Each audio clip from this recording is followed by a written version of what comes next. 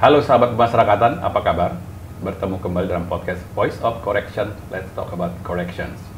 Nah, sahabat pemasyarakatan, pada podcast kali ini kita akan membahas terkait program kesehatan jiwa pada UPT Pemasyarakatan. Nah, pada hari ini saya sudah kedatangan tamu-tamu spesial, perempuan-perempuan hebat, expert di bidang kesehatan jiwa. Yang pertama saya akan sapa Mbak Puspita Alwi. Halo Mbak. Halo Pak. Dari Sehat Jiwa. Yayasan Sehat Jiwa. Oke. Kemudian yang di tengah representatif dari Direktorat Jenderal Pemasyarakatan, Mbak Oke. Halo sahabat pemasyarakatan. Halo Mbak Oke. Kemudian yang terakhir bukan Mbak ya, Dokter Dokter Natali Widyaningsih dari Fakultas Kedokteran Universitas Indonesia. Ya. Halo sobat pemasyarakatan, salam kenal. Oke. Sahabat pemasyarakatan, topik kesehatan jiwa saat ini memang jadi tren di Indonesia maupun di dunia. Nah, kita akan mulai bertanya sebenarnya ke para ekspertis kita, kenapa sih sekarang soal kesehatan jiwa ini menjadi sesuatu yang in sekarang atau yang lagi trending nih sekarang? Mungkin dimulai dari Dokter Natali, Dok. Oke, memang betul kenapa isu kesehatan jiwa itu menjadi sesuatu yang tren ya, karena pada dasarnya yang pasti dalam kehidupan adalah perubahan.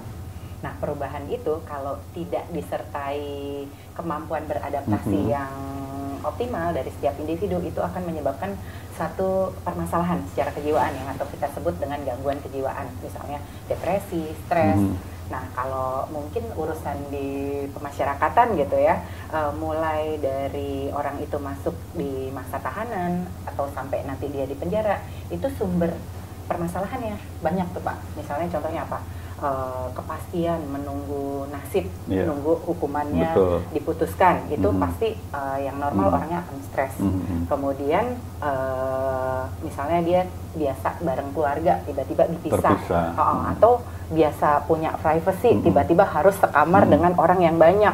Hal-hal perubahan itu kalau tidak disertai kemampuan adaptasi yang cepat dan kita biarkan, tentunya akan menimbulkan permasalahan. Makanya tidak heran, tidak jarang orang-orang tertentu bisa tuh melakukan self harm waktu dia lagi frustrasi, copingnya belum adaptif, dia bisa melakukan self harm atau sampai bunuh diri. Nah, atau kalau dia yang bentuknya bukan menyakiti diri, dia jadi mudah sensitif. Misalnya kalau kita gagal kenali, tadi lingkungan juga nggak peka, petugas juga nggak peka, bisa jadi dia begitu frustrasi malah jadi agresi tuh, jadi mudah marah, mudah bisa terjadi kekerasan kembali. Mungkin hal-hal itu yang secara simpel bisa kita bicarakan. Menarik sekali yang disampaikan Dokter Natali ya. Mbak Oke, dari sisi pemasyarakatan nih, tadi Dokter Natali sudah menyebutkan ada dua sisi, kan kita bicara ada petugas di situ kan, kemudian juga ada warga binaan. Nah, bagaimana kita di pemasyarakatan melihat concern-nya sekarang terkait isu kesehatan jiwa itu? Sebetulnya awalnya sih isu kesehatan jiwa jadi concern di pemasyarakatan adalah hak asasi manusia itu sendiri, di mana jadi hak dasar yang harus kita perhatikan. Nah, dari situ perkembangannya juga kita harus mengetahui terkait pertumbuhan dan perkembangan dari narapidana itu sendiri. Nah, tadi Dokter Natali sudah sampaikan bahwa adanya perubahan itu akan menjadi salah satu penyebab adanya masalah kesehatan jiwa. Nah, memang betul di narapidana itu menjadi salah satu kelompok rentan yang mengalami masalah kesehatan jiwa. Tadi sudah disampaikan bahwa menunggu keputusan pengadilan, terus jauh dari keluarga, belum lagi hak-hak mereka yang kita batasi di dalam lapas. Nah, itu akan menjadi salah satu penyebab kenapa mereka menjadi kelompok rentan mengalami masalah kesehatan jiwa. Nah, belum lagi kita juga tidak bisa mengecualikan orang-orang atau narapidana itu membeda-bedakan. Nah, dari isu kesehatan mental itu sendiri, jika kita berpikiran bahwa dia berbeda dari yang lain, itu juga akan menjadi salah satu pemicu dari masalah kesehatan jiwa itu sendiri. Kenapa? Makanya Direktorat Jenderal Pemasyarakatan saat ini isu kesehatan mental itu menjadi salah satu hal yang penting. Kalau sisi petugasnya sendiri, Mbak Oke gimana? Nah, itu yang menarik. Itu kita sangat kadang-kadang concern terkait warga binaan, tapi petugasnya sendiri gimana melihat kondisi seperti ini? Beberapa kali ketika kami datang ke UPT-UPT pemasyarakatan, walaupun tidak seluruhnya ya, tapi sebagian besar mereka menanyakan ketika kami berikan penguatan kapasitas, kapan Bu waktunya kami yang mendapatkan konsentrasi kesehatan mental kami, sementara kami harus diberikan tugas untuk menghandle masalah kesehatan mentalnya narapidana. Kami juga butuh, nah terutama yang di Nusa Kambangan, itu sih Pak, karena resiko mereka itu begitu besar. Nah, yang perlu kita perhatikan dari sisi petugasnya itu agar tidak terjadi burnout dari kelelahan mereka dalam memberikan pembinaan kepada narapidana. Jadi tetap ada dua ya concernnya, warga betul. binaan dan petugas itu tidak boleh dilupakan. Betul. Oke, saya pindah dulu ke Mbak Alwi, gitu, terkait pihak ketiga. Bagaimana sebenarnya pihak ketiga melihat terutama Yayasan Sehat Jiwa ya? Kenapa bisa tertarik nih misalnya terkait isu kesehatan jiwa terutama yang ada di teman-teman di lembaga pemasyarakatan? Oke, kalau Sehat Jiwa sendiri kan memang fokusnya adalah kita melihat masalah kesehatan mental itu kita nggak bisa lihatnya masalah itu udah kejadian ketika seseorang udah dari rumah sakit sebenarnya. Kita harus sadar juga masalah kesehatan jiwa itu tuh ada di komunitas kita gitu, ada di rumah, di sekolah, di tempat kerja, termasuk lembaga pemasyarakatan sebagai komunitas gitu. Dan itulah yang menjadi dasar kami ingin tidak hanya mengintervensi individunya sebenarnya, tapi juga memperkuat sistem-sistem yang ada di masyarakat tadi. Salah satunya lembaga pemasyarakatan. Dan kalau kita bicara lembaga pemasyarakatan, narapidana tadi, warga binaan seperti yang sudah disampaikan juga, itu kelompok rentan yang butuh untuk kita rangkul, kita berdayakan agar nantinya ketika kembali masyarakat juga dia siap juga secara mentalnya gitu. Oke. Nah, boleh berlanjut nih kalau gitu, kalau kenapa bisa tertarik kan berarti ada interest ya kan terkait isu-isu kesehatan jiwa atau kesehatan mental di UPT pemasyarakatan. Kita sendiri sebenarnya dalam pendekatan pemasyarakatan itu juga ada namanya multi stakeholder approach gitu. Jadi bagaimana pendekatan multi pihak, semua pihak itu ikut nimbrung tanda kutip dalam penyelenggaraan pemasyarakatan. Nah, bagaimana Mbak Puspita Alwi melihat pendekatan ini? Bisa dibilang kan ada pendekatan holistik. Betul. Kalau dalam istilah kami tadi kita sebut multi stakeholder approach. Bagaimana teman-teman Yayasan Sehat Jiwa melihat pola atau pendekatan semacam ini? Sebenarnya kalau kita ngomongin tentang multi stakeholder approach, holistic approach itu hal yang sebenarnya selalu secara global sekarang itu digaungkan ya. Dimana ketika kita melihat suatu masalah itu penting untuk kita melihatnya dari berbagai sisi juga. Termasuk ketika kita bicara masalah kesehatan jiwa, kita nggak bisa berbicara kesehatan jiwa hanya orang ini punya masalah mental gitu, nggak bisa cuma sampai situ. Tapi ada apa sih sebenarnya di sistem-sistem sekitarnya? Kalau kita bicara misalnya dalam contoh lembaga pemasyarakatan, ada mungkin warga binaan punya masalah mental. Mungkin kalau simpelnya ya udah bawa aja ke psikolog gitu bisa, atau bawa aja ke psikiatri. Nah, tapi apakah lembaganya juga siap ketika orangnya balik dari psikolog? Kalau lembaganya tidak diintervensi, nanti percuma gitu, dia udah dapat konsumsi obat psikiater misalnya, tapi lembaganya nggak tahu kalau nanti tiba-tiba ada perubahan lagi tadi ya dok ya, ada hal-hal yang dinamis lagi, kira-kira apa yang mesti dilakukan. Jadi holistik itu adalah kita mencoba untuk merangkul semuanya untuk jadi sistem yang aman untuk semua, di mana semua orang juga bisa terjaga kesehatan jiwanya gitu.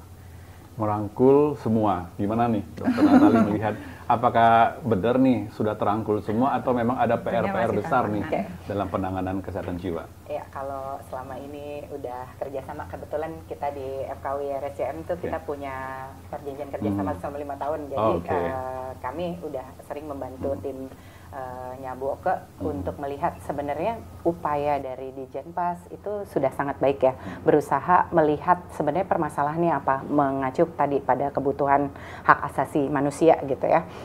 Kalau kita lihat memang ternyata kepekaan terhadap isu kebutuhan tadi, pendampingan pendekatan orang-orang dengan masalah kejiwaan nih masih perlu dikuatkan. Itu yang seringkali jadi bikin teman-teman di Watkesmas jadi suka capek, lelah, jadi burnout gitu karena bingung. Punya gangguan. Nah, itu yang tadi disebut sama Bu Puspita juga gini, waktu kita udah bisa mendeteksi alurnya udah ada belum? Sarana prasarannya udah ada nggak? Atau nih masalahnya cukup mendeteksi abis itu bisa merujuk, atau nih masalahnya sebenarnya bisa kita intervensi sejak awal. Nah, itu yang lagi coba kami kembangkan ke depannya. Kalau kita bilang holistic approach adalah mulai dari screening mengidentifikasi dulu orang mana sih yang punya kerentanan, dan bagaimana kerentanan ini kita cegah agar tidak jadi sumber masalah yang baru gitu. Karena pada kondisi-kondisi orang yang lagi stres, kita diemin, stresnya bisa tambah berat tuh, dan akhirnya jadi depresi hingga akhirnya jadi bunuh diri atau jadi masalah agresivitas. Nah, itu yang kita coba bekali dengan pelatihan-pelatihan, dan kita coba kembangkan instrumen serta riset yang ada. Harapannya nanti kita bisa membekali teman-teman di lapas maupun petugas pemasyarakatan bisa mendeteksi secara dini orang yang punya kerentanan. Nah, kemudian waktu lagi kacau, tujuannya untuk mencegah resiko keamanan dulu deh, gitu kan, yang utama resiko keamanan dulu nih. Terus dari temuannya, kalau orang ini ternyata punya kerentanan, kita membekali para PK sama wali juga upaya apa nih untuk pembinaan, agar pembinaan sama litmas rawatannya jadi lebih pas, supaya upaya pembinaannya jadi lebih optimal. Harapannya dengan pembinaan yang lebih optimal, upaya reintegrasi dan mencegah residivisme jadi lebih optimal. Karena kalau kita, contohnya gini deh, kalau kita lagi cemas, lagi takut, kita belajar aja nggak optimal. Jadi boro-boro tuh upaya pembinaan jadi jalan. Makanya biasanya pada orang yang sudah terdeteksi dengan kerentanan atau isu gangguan kejiwaan, perlu kita assess lebih dalam sehingga kita bisa menempatkan di tempat yang pas agar resiko keamanan tidak terjadi karena ada kedaruratan tadi.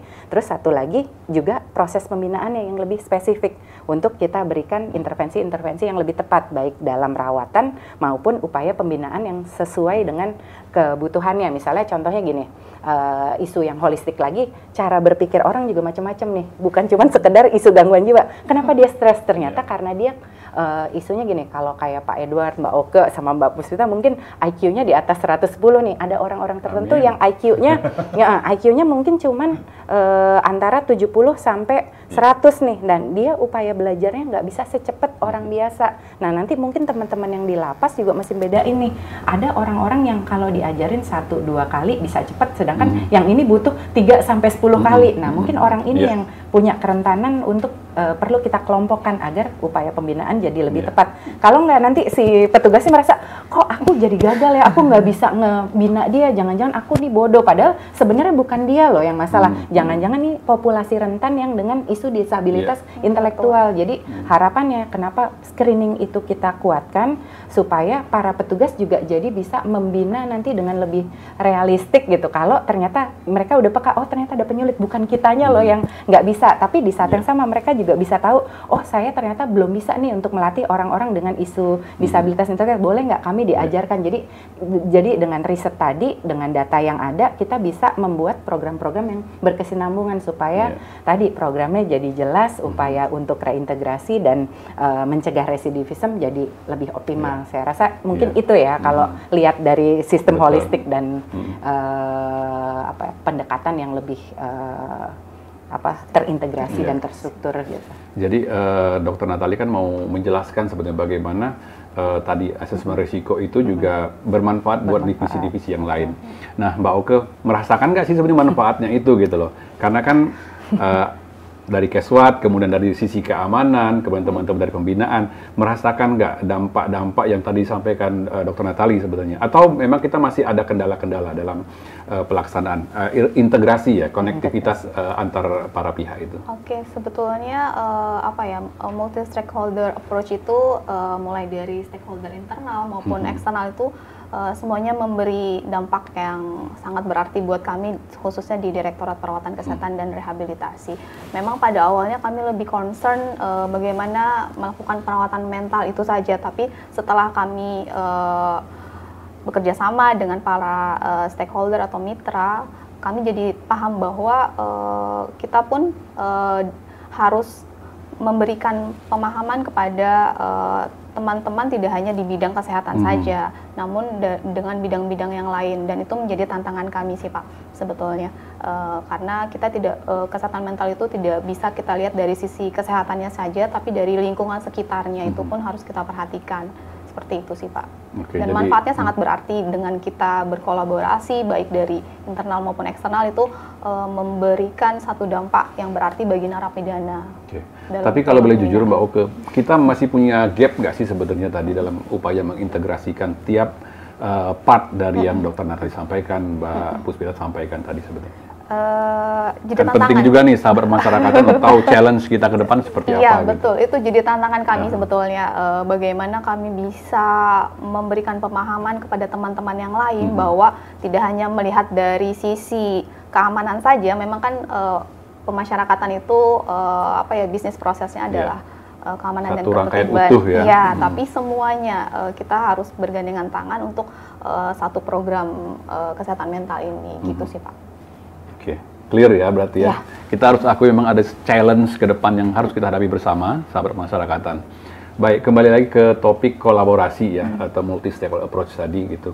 Mbak Puspita dari Yayasan Sehat Jiwa mungkin bisa diceritakan gimana awalnya bisa tadi ya, kalau tadi sudah dijelaskan tertarik dengan isu kesehatan jiwa, tapi kan perlu juga melibatkan beberapa pihak lain gitu. Bisa diceritakan awalnya gitu gimana? Sebenarnya berbicara mengenai kolaborasi lintas sektor mungkin nggak selalu gampang ya sebenarnya.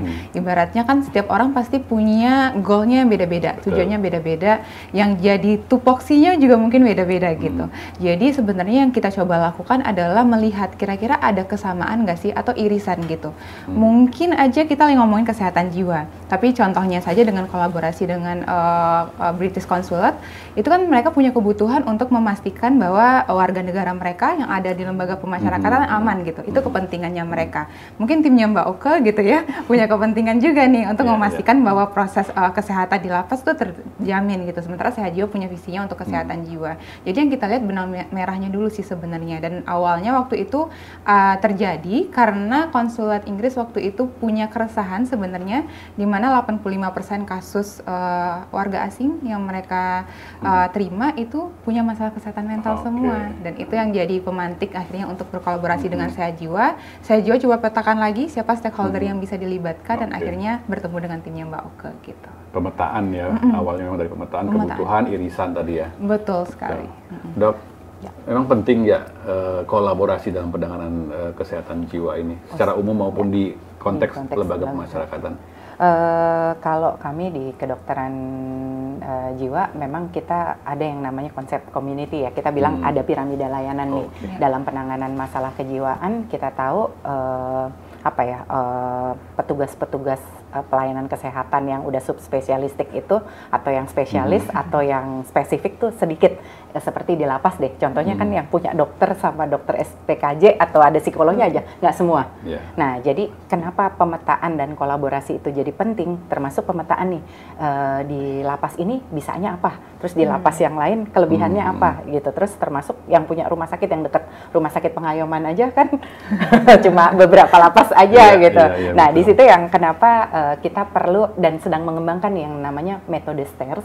Itu bagaimana kita bisa men-screening sejak awal kasus-kasus yang bisa ditangani misalnya sama PK, sama wali gitu, sama petugas setempat, atau nih udah perlu melibatkan profesional. Jadi dengan pemetaan berjenjang permasalahan yang ada di mana, sehingga nanti kita bisa melihat tuh kelebihan-kelebihan dan segala kekurangan yang bisa dicegah agar tidak timbul masalah baru gitu, supaya beban kerjanya petugas nggak jadi lebih berat yang menyebabkan burnout. Tapi kolaborasi ini juga jadi penting kalau kita dasarnya adalah saling percaya sebenarnya dan mencari tuh kesamaan, bukan mencari perbedaan terus akhirnya saling bersaing. Itu yang jadi yang jadi tantangan tuh kan, kalau paling gampang menjadi netizen sih, paling cepet deh nyalahin gitu karena emang paling mudah mencari sumber masalah. Tetapi yang paling nggak mau orang tuh pada suka hindarin adalah berpikir gimana solusinya. Jadi mungkin cara berkolaborasi yang paling sehat adalah kita ketemu orang-orang yang punya kesamaan dan punya ketertarikan tuh untuk tadi mencari pemecahan masalah dari segala tantangan yang ada gitu. Jadi kalau ditanya penting nggak kolaborasi? Penting. Terus gimana kita mindsetnya? Ini STARS ini udah dipakai di seluruh lembaga koreksi internasional gitu.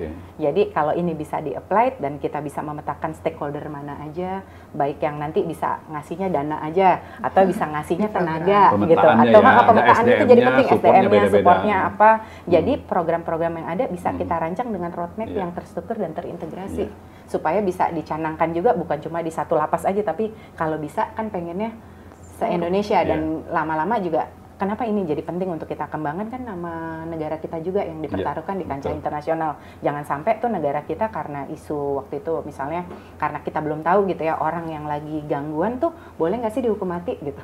Kalau nggak kan itu yang juga seringkali jadi seakan-akan kok kita tega, kok kita ini. Nah, sistem-sistem itu yang sebenarnya dari apa yang ada kita belajar untuk sama-sama nih membuat proses yang udah teman-teman lakukan untuk keamanan bersama. Kan ini kan sebenarnya kepentingannya untuk masyarakat juga. Jadi kalau ditanya kenapa Dokter Natalia mau nih terlibat, karena buat kami, kita yang terlibat di lapangan pun punya tanggung jawab moral untuk membuat negara kita aman, tapi juga punya tanggung jawab moral orang-orang ini juga dulunya dari penelitian, mereka juga orang-orang yang punya childhood adverse childhood experience ya.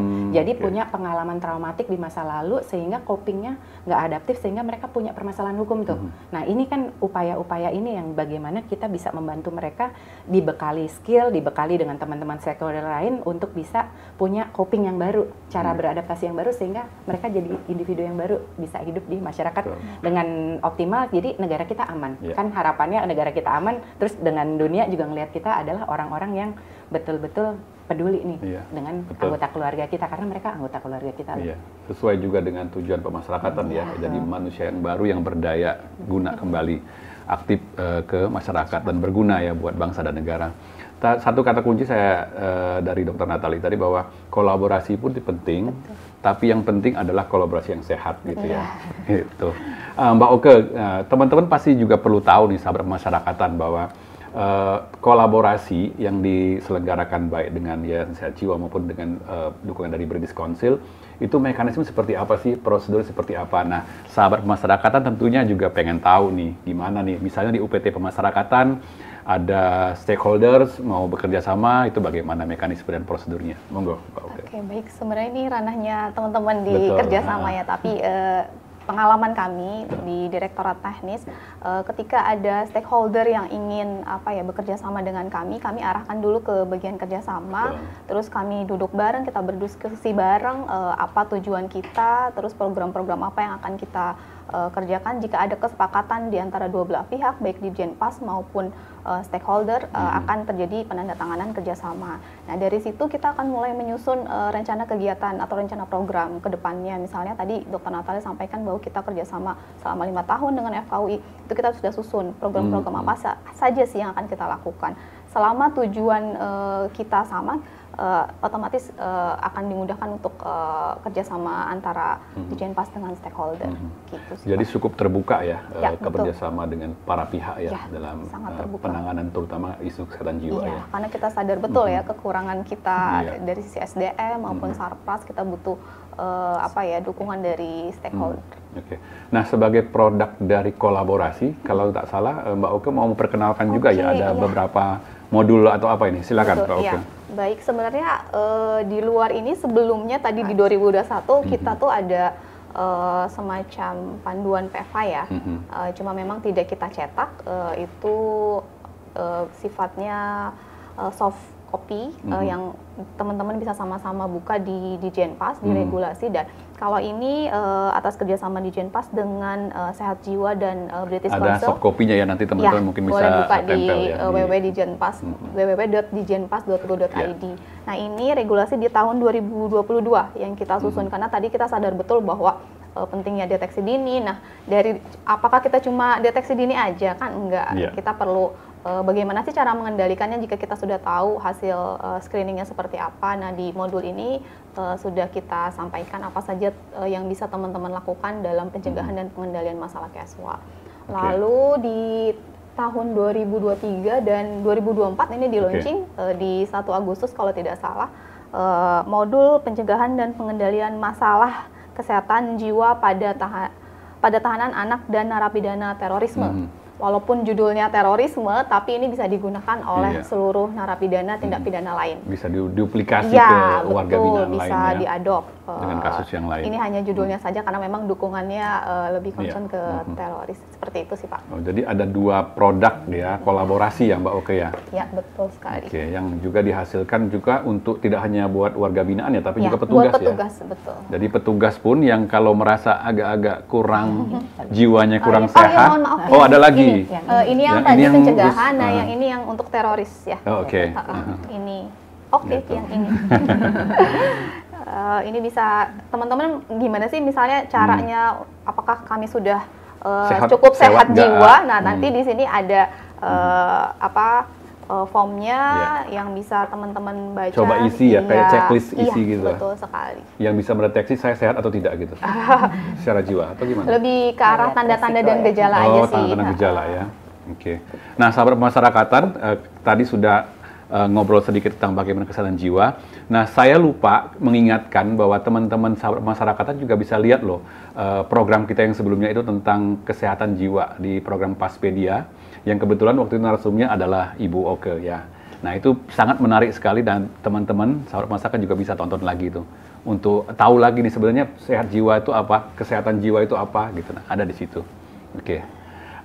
Dok, saya tahu Dokter Natali itu sudah banyak berkelana ke dunia-dunia sana gitu ya. Ada nggak yang mungkin belum itu? Jangan sampai belum dulu ya. Jangan, Pak. Nah, kita masih bahas soal kesehatan jiwa soalnya.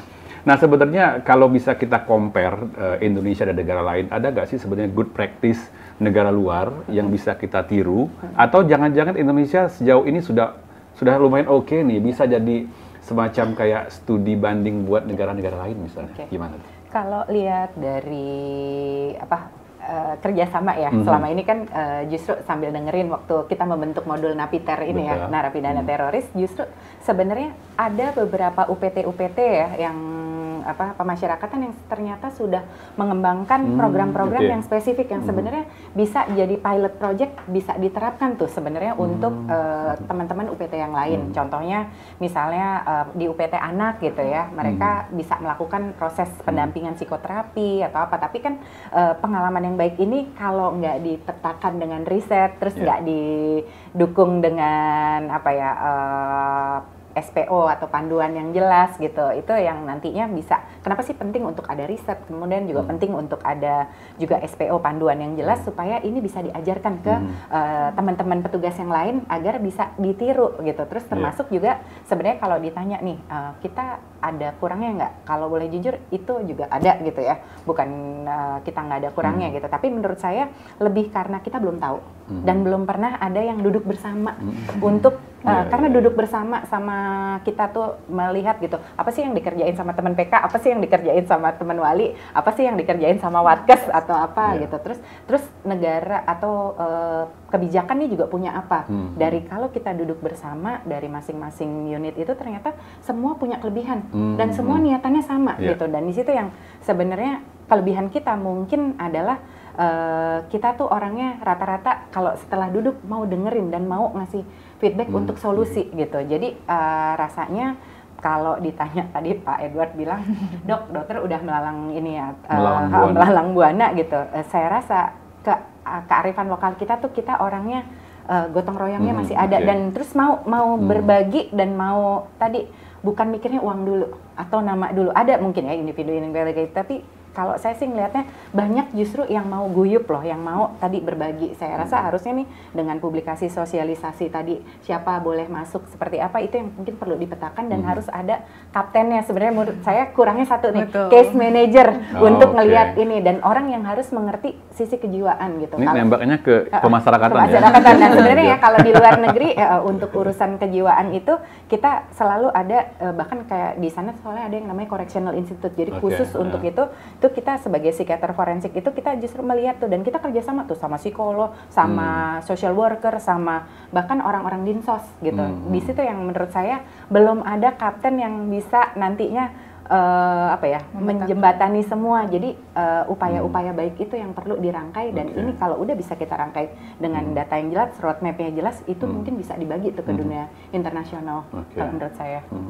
Mbak Oke, dari dalamnya pemasyarakatan, sebenarnya kita itu sudah bisa jadi good practice nggak buat negara lain atau kita masih perlu banyak belajar nih? Setelah kami diskusi bareng sama stakeholder, sebetulnya kita punya peluang ya untuk peluang besar ya? Iya, peluang besar untuk bisa jadi role model lah bagi negara-negara lain, khususnya dari program kesehatan jiwa itu sendiri sih. Memang betul tadi yang disampaikan Dokter Natali bahwa pentingnya case manager ya di situ yang bisa meng-approach teman-teman di pemasyarakatan agar bisa concern pada isu kesehatan mental ini, karena isu kesehatan mental ini juga menjadi salah satu kendaraan buat menuju tujuan sistem pemasyarakatan itu sendiri, berhasil atau tidaknya dari isu kesehatan mental itu. Ya, karena tadi ya mungkin sehat dulu ya, baru kita enak melangkah gitu ya Mbak Oke ya. Mbak Puspita gimana melihat tadi sama pertanyaannya, bagaimana good practice di negara lain atau di tempat lain yang Mbak Puspita bisa lihat dibandingkan dengan yang ada di kita sekarang, praktek yang selama ini ada? Ya, sebenarnya kan butuh komitmen dari berbagai pihak. Itu maksudnya adalah ada profesionalnya di situ, ada pemerintahnya di situ, sektor swastanya juga masuk di situ gitu. Dan itu mungkin yang butuh didorong untuk kesehatan jiwa. Karena masalah kesehatan jiwa itu agak susah sebenarnya selesainya. Susah selesainya kalau komitmennya itu nggak jadi komitmen berkelanjutan dari semua orang ini. Ibaratnya yang jadi tantangannya sekarang adalah financial sustainability untuk program-programnya jalan gitu. Kita mau kayak ada modul gitu kan, tapi kan harus diikuti dengan pelatihan pun harus diikuti dengan implementasi, evaluasi dan lain sebagainya. Jadi sebenarnya sudah baik dalam sisi kesadaran ya sebenarnya, baik banget kesadaran, komitmen awal kita udah terbentuk, yang artinya itu bagus, nggak semua orang punya gitu ya, punya kelogoan untuk memasukkan isu kesehatan jadi sesuatu yang diambil sebagai isu masyarakatan gitu ya. Jadi mungkin yang butuh kita lakukan sekarang adalah bagaimana komitmen ini bisa jadi sesuatu yang berkelanjutan, sustainable gitu, dan semua orangnya terlibat untuk memberikan resource-nya masing-masing sesuai apa yang dimiliki. Mungkin itu sih. Oke, jadi sebenarnya kalau saya simpulkan ya dari obrolan kita ini, selain tadi kita kata kuncinya adalah kolaborasi, multi stakeholder dan berkesinambungan, itu kayaknya yang sesuatu yang tadi Mbak Puspita sampaikan agak gampang disebutkan, tapi implementasinya agak sulit ya. Kayak tadi gitu juga ya. sulit. Ya oke, dalam membungkus itu mungkin saya minta last statement nih dari para narasumber yang cantik-cantik ini. Gimana sih sebenarnya kita akhirnya bisa sustain, bisa berkomitmen terus, dan tentunya tadi ini kan nggak hanya sekedar one project selesai kemudian nggak berlanjut gitu, gimana? Mungkin dari Mbak Puspita dulu deh. Mungkin ini Apa susah nih? juga. Apa nih kata kuncinya apa nih gitu? Menurunkan ego, Oke, mungkin ya. menurunkan Ego ego kita ya. mungkin setiap orang pasti punya kekhususannya masing-masing, kebisaannya masing-masing juga, praktisnya masing-masing. Tapi mungkin bisa duduk bareng itu jadi kemewahan untuk kesehatan jiwa sekarang sih sebenarnya.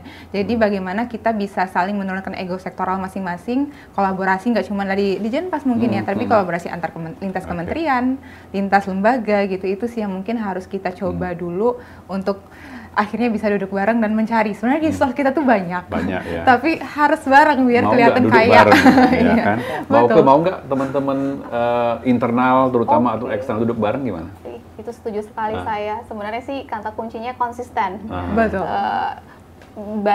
Kita didukung anggaran dan tidak, selama kita konsisten, insya Allah program kita akan tetap jalan. Dan dengan duduk bareng, teman-teman juga tidak memandang bahwa kita didukung dengan resource atau tidak, insya Allah akan jalan program.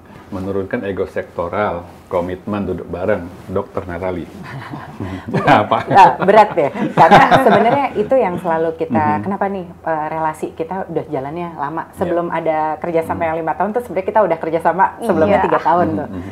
Kenapa bisa jalan terus? Sebenarnya balik lagi ke komitmen kita. Komitmen kita ingin memberikan yang terbaik buat keluarga kita, karena waktu kita tuh ingin memberikan yang terbaik, disitulah kita akan selalu bisa nurunin ego. Nah, waktu kita nurunin, nyambung ya. Memang kalau expertise-nya tuh langsung bisa. Nurunin ego itu sebenarnya bukan siapa kaptennya, karena waktu misalnya Mbak Puspita lagi punya funding apa gitu dan ada isu itu, kita ikut sama tim yang Mbak Puspita jalan, atau ntar pas dari Dirjenpas yang dengan stakeholder yang lain, kita bisa tetap berkolaborasi karena orang-orang yang masing-masing punya niatan, atau dari sisi riset nih kita tetap jalan untuk mendukung apa yang dibutuhkan dari masing-masing stakeholder tadi. Jadi kita masing-masing memberikan apa ya, kontribusi. Nah, dengan kita memberikan sumbangsih sesuai kemampuan dan kapasitas kita, tentunya komitmen tadi akan berjalan berkesinambungan. Saya rasa itu, dan dasar utamanya adalah kepercayaan dari satu sama lain. Itu sih rasanya. Bungkusannya keren banget ya, sahabat pemasyarakatan ya. Komitmen, ya kan, apa tadi, konsisten dan menurunkan ego gitu ya. keren sekali sahabat masyarakat bungkusan closing statement dari para narasumber kita. Tapi sahabat masyarakatan, sebelum kami tutup edisi podcast kali ini, perlu juga kita kasih tahu bahwa mbak-mbak atau ibu-ibu yang cantik-cantik ini saat ini tuh menggunakan produk dari Lapas Perempuan Pangkal Pinang. Betul ya teman-teman ya? Jadi lihat bagaimana indah dan cantiknya Terima kasih perempuan-perempuan narasumber hari ini yang sangat cantik gitu. Jadi sekali lagi produk-produk kita itu memang banyak sudah dijual juga ya di berbagai media sosial UPT maupun di medsos Direktorat Jenderal Pemasyarakatan. Baik, sekali lagi ibu-ibu yang cantik, terima kasih sudah hadir menjadi bintang tamu kami di program podcast Voice of Corrections, Let's Talk About Corrections, edisi dengan topik kesehatan jiwa pada UPT Pemasyarakatan. Baik, sahabat pemasyarakatan, jangan lupa saksikan podcast Voice of Correction dan jangan lupa juga like and subscribe YouTube channel PAS TV di Jenpas. Sampai jumpa.